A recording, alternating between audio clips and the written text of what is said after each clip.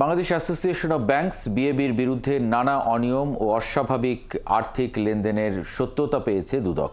মঙ্গলবার দুপুরে গুলশানে অ্যাসোসিয়েশনের কার্যালয়ে অভিযানে গিয়ে এমন অনিয়মের প্রমাণ পায় সংস্থাটি।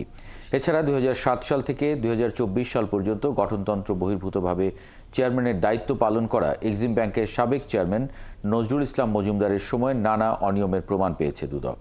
আরও জানাচ্ছেন সাজিদ সরকার। বেসরকারি ব্যাংক উদ্যোক্তাদের সংগঠন বাংলাদেশ অ্যাসোসিয়েশন অব ব্যাংকস আগের মতোই ব্যাংক থেকে চাঁদা তোলা শুরু করেছে।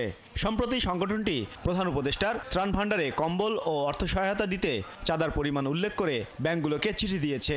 পাশাপাশি ঢাকা আন্তর্জাতিক ম্যারাথনে 4 কোটি টাকা অনুদান দিতে চাঁদা নির্ধারণ করে ব্যাংকগুলোকে চিঠি দেয় বিএবি। এমন অভিযোগের ভিত্তিতে মঙ্গলবার দুপুরে গুলশানে সংগঠনটির কার্যালয়ে অভিযানে যায় দুদকের একটি দল। বিভিন্ন ব্যাংক হিসেব এবং প্রয়োজনীয় কাগজপত্র পর্যালোচনা করে দুদক এসব অভিযোগের সত্যতা পায়।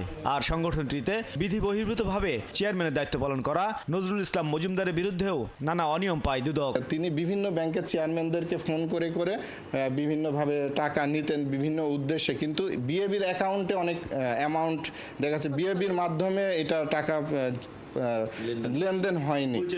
হ্যাঁ, তার এই যে এখানে বিএবির চেয়ারম্যান হিসেবে সে একটা পরিচয় ব্যবহার করেছেন, যেটা বলা যায় যে সে তার ক্ষমতার অপব্যবহার করে বিভিন্ন ব্যাংক থেকে সে চাঁদা নিয়েছেন।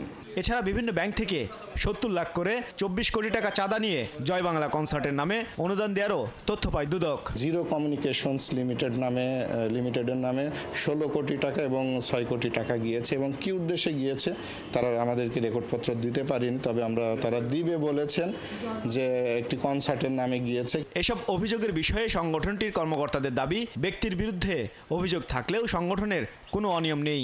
মাঝে মধ্যে কিছু কিছু ফান্ড কালেক্ট করা হয়েছে, যেমন ফুটবল ফেডারেশনকেও দেওয়া হয়েছে, তাদের জন্য ফান্ড কালেক্ট করা হয়েছিল।